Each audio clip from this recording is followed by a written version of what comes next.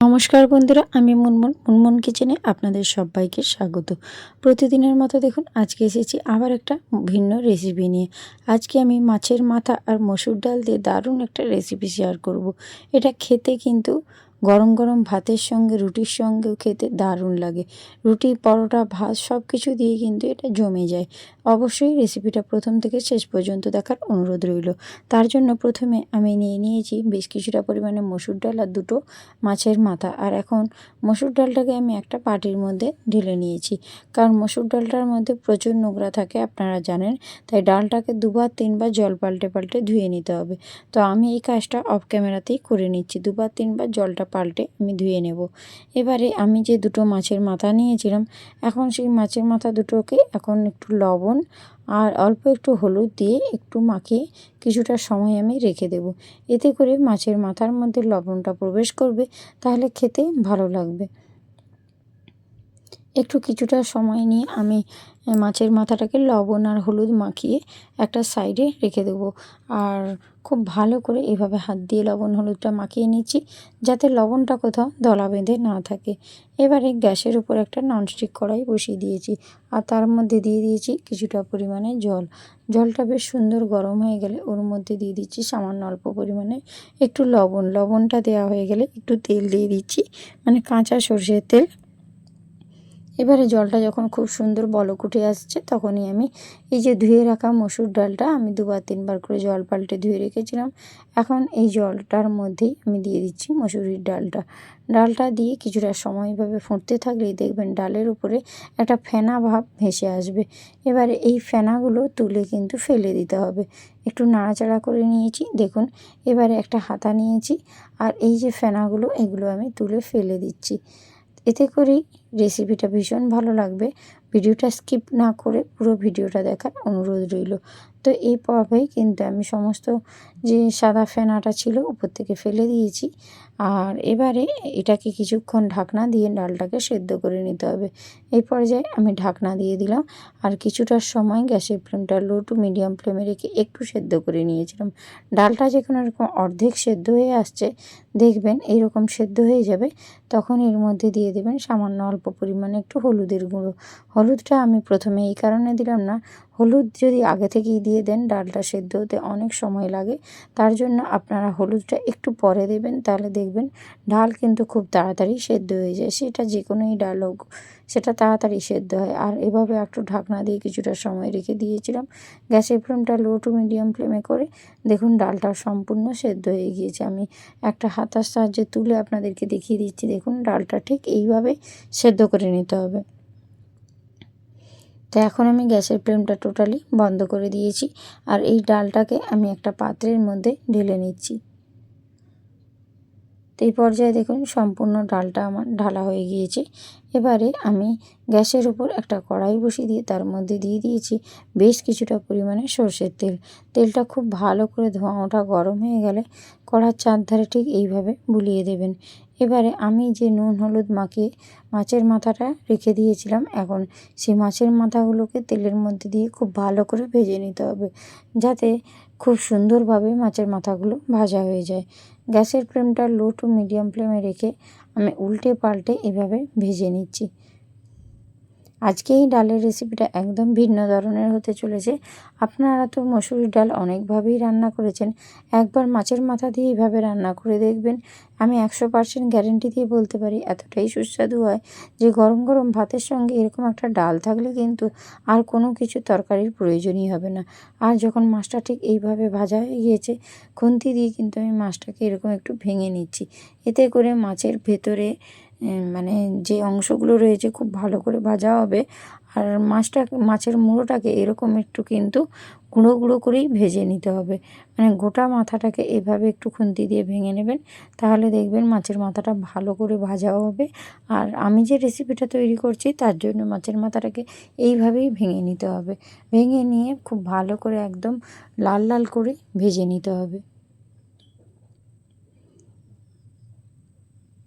এই পর্যায়ে দেখুন মাছের মাথাটা খুব সুন্দর কিন্তু ভাজা হয়েছে। আপনারা নিশ্চয়ই দেখে বুঝতেই পারছেন। এর থেকে আর কিন্তু আমি মাছের মাথাটা ভাজবো না। এবারে আমি এটাকে তুলে নিচ্ছি একটা পাত্রের মধ্যে। এই মাছের মাথাটা ভাজা হয়ে গেলে এটাকে আমি তুলে নিয়েছি একটা পাত্রে। এবারে ওই যে ভাজাতে যে তেলটা ছিল, মানে ওই তেলের মধ্যেই আমি কিন্তু পুরো রেসিপিটা তৈরি করব। এবারে দেখুন ওই তেলের মধ্যেই দিয়ে দিচ্ছি সামান্য ছোট চামচের হাফ চামচ দিয়ে দিলাম ফোড়ন, আর একটা দিয়ে দিলাম গোটা তেজপাতা, আর ঝালের জন্য দিয়ে দিয়েছি 4টে কাঁচা লঙ্কা। এবারে ফোড়ন, কাঁচা লঙ্কা আর তেজপাতাটাকে খুব ভালো করে একটু তেলের মধ্যে ভেজে নিতে হবে। এবারে এর মধ্যে আমি দিয়ে দেবো একটা বড় সাইজের পেঁয়াজ, মানে একটা বড় সাইজের পেঁয়াজকে আমি কুচিয়ে রেখেছিলাম আগে থেকেই। সেই কোচানো পেঁয়াজটা এখন ওই তেলের মধ্যে দিয়ে ভালো করে নাড়াচাড়া করে এই পেঁয়াজটাকে একটু লাল লাল করে ভেজে নিতে হবে।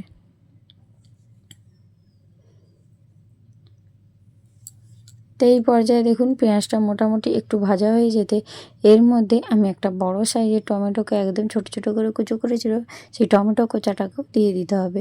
আর পেঁয়াজ আর টমেটোটাকে খুব ভালো করে এবারে নাড়াচাড়া করে ভেজে নিতে হবে। আর এখন আমি যখন একটু ভাজা হয়ে যেতে এর মধ্যে দিয়ে দেবো সামান্য অল্প পরিমাণে লবণ। লবণটা দিয়ে দিলে পেঁয়াজ আর টমেটোটা খুব তাড়াতাড়ি মজে যাবে। আর কিছু গুঁড়ো মশলা অ্যাড করে দিয়ে দিচ্ছি হাফ চামচ হলুদের গুঁড়ো, হাফ চামচ দিয়ে দিচ্ছি আমি ধনিয়ার গুঁড়ো, আর এখানে দিয়ে দেবো লাল লঙ্কার গুঁড়ো হাফ চামচ। আর কোনো উপকরণ এখন দেব না। এবার খুব ভালো করে গুঁড়ো মশলাটাকে তেলের মধ্যে ভেজে নিতে হবে, যাতে মশলার কোনো কাঁচা গন্ধ না থাকে। এই পর্যায়ে দেখুন খুব ভালো করে আমি কষিয়ে নিচ্ছি। তেলের মধ্যে নাড়াচাড়া করে একটু কষিয়ে নিয়েছিলাম। এবারে আমি এর মধ্যে দিয়ে দিচ্ছি অল্প পরিমাণে আদা বাটা। খুবই সামান্য একটু আদা আমি বেটে রেখেছিলাম, সেই আদা বাটাটা এখন ওর মধ্যে দিয়ে দিলাম। আদা বাটাটা দিয়েও আবারও খুব ভালো করে মশলার সঙ্গে কষিয়ে নিতে হবে, যাতে কোনো রকম মশলার কাঁচা গন্ধ না ছাড়ে। তার জন্য একটু সময় নিয়ে কষিয়ে নেবেন। আর আদার বাটিটা ধুয়ে একটু অল্প পরিমাণে জল দিয়ে দিলাম, দিয়ে আবারও ভালো করে মশলাটাকে একটু সময় ধরে কষিয়ে নিচ্ছি, যাতে মশলার কাঁচা গন্ধ না ছাড়ে। তো যে কোনো রেসিপির স্বাদ কিন্তু মশলা কষা বা সবজি কষার উপর নির্ভর করে। তার জন্য চেষ্টা করবেন মশলাটা খুব ভালো করে আগে কষিয়ে নিতে। মশলা থেকে যখন এই পর্যায়ে এরকম তেল ছাড়তে শুরু করবে, তখন আমি ভেজে রাখা ওই মাছের মাথাটা ওর মধ্যে দিয়ে দিলাম। মাছের মাথা দিয়ে যদি একবার এইভাবে রান্না করেন, আমার মনে হয় আপনারা এইভাবে আগে কখনো ডাল রান্না করেননি। মানে মসুরির ডালের সঙ্গে মাছের মুড়ো দিয়ে যদি রান্না করেন, এর স্বাদ কিন্তু একদম ভিন্ন ধরনের হয় এবং একটা ভিন্ন ধরনের রেসিপি। এবারে মাছের মুড়োটাকে দিয়ে খুব ভালো করে কষিয়ে নিচ্ছি।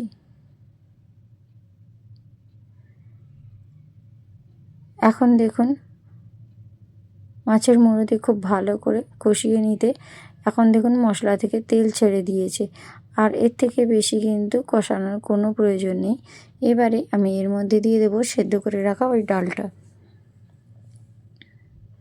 যে ডালটা আমি আগে থেকেই সেদ্ধ করে রেখেছিলাম। এখন সেদ্ধ করা ওই ডালটা ওর মধ্যে দিয়ে এবারে খুব ভালো করে ডালটাকে এখন ফুটিয়ে রান্না করে নিতে হবে, যাতে সমস্ত মশলাটা সঙ্গে দিয়ে ডালটাকে খুব ভালো করে কিছুটা সময় রান্না করলে সুগন্ধেই কিন্তু এক থালা ভাত খাওয়া হয়ে যাবে। আর সারা বাড়ি কিন্তু এই রেসিপির সুগন্ধে মমো করবে। এবারে দেখুন কিছুটা সময় আমি এইভাবে ফুটিয়ে নিচ্ছি। যখন খুব ভালো করে এরকম 2-3 মিনিট ফুটিয়ে নেব, তখন দেখবেন এর কালারটাও একটু চেঞ্জ হয়ে যাবে। আর যে পরিমাণ একটু ডালটা পাতলা ছিল, এটা কিন্তু আরও ঘন হয়ে যাবে। মানে এটা ঠান্ডা হলেও কিন্তু আর একটু বেশি ঘন হয়ে যাবে। তার জন্যই আমি কিন্তু এর থেকে আর বেশি ফোটাবো না। এখন আমি এর মধ্যে দিয়ে দিলাম সামান্য অল্প পরিমাণে একটু গরম মশলার গুঁড়ো, আর এর মধ্যে এখন দিয়ে দেব সামান্য অল্প পরিমাণে একটু ঘি। অবশ্যই ঘি গরম মশলাটা দেবেন। গরম মশলাটা দিয়ে এভাবে নাড়িয়ে চাড়িয়ে গ্যাসের ফ্লেমটা আমি বন্ধ করে দেব। আর বন্ধ করে দেওয়ার পরেই কিন্তু এর মধ্যে আমি দিয়ে দিচ্ছি 1 চামচ মতো ঘি। ঘিটা অবশ্যই দেবেন। ঘি গরম মশলা দিলে এর স্বাদ কিন্তু দ্বিগুণ বেড়ে যাবে। আর ঘিটা কিন্তু গ্যাসের ফ্লেমটা বন্ধ করে দেবেন। দেওয়ার পর এভাবে কিন্তু ভালো করে ডালের সঙ্গে মিশিয়ে নেবেন। এখন কিন্তু একবারে মাছের মুড়ো দিয়ে পারফেক্টভাবে ডালটা আমার রেডি হয়ে গিয়েছে। এইভাবে একবার মসুরির ডাল রান্না করে দেখবেন, খেতে অসাধারণ লাগে। আমি একটু তুলে আপনাদেরকে দেখিয়ে দিচ্ছি ডালের ঘনত্বটা। এই রকম যদি ডাল রান্না করেন, ভাত, রুটি, পরোটা সব কিছুর সঙ্গে একেবারে জমে যাবে। একদম ভিন্ন ধরনের একটি রেসিপি। এবারে এটাকে আমি একটা বড় পাত্রের মধ্যে সার্ভ করে নিচ্ছি। দেখুন দেখতে কতটা লোভনীয় হয়েছে। আশা করছি রেসিপি আপনাদের খুবই ভালো লাগবে। আর যদি ভালো লেগে থাকে চ্যানেলটা সাবস্ক্রাইব করে আমার পাশে থাকবেন। আর যদি রেসিপি ভালো লেগে থাকে এই রেসিপিটি আত্মীয় স্বজন বন্ধু বান্ধবদের মধ্যে শেয়ার করে দেবেন। তো আজকের মতো আমি ভিডিওটা এখানেই শেষ করছি। তো আজ আসি বন্ধুরা, টাটা, বাই বাই।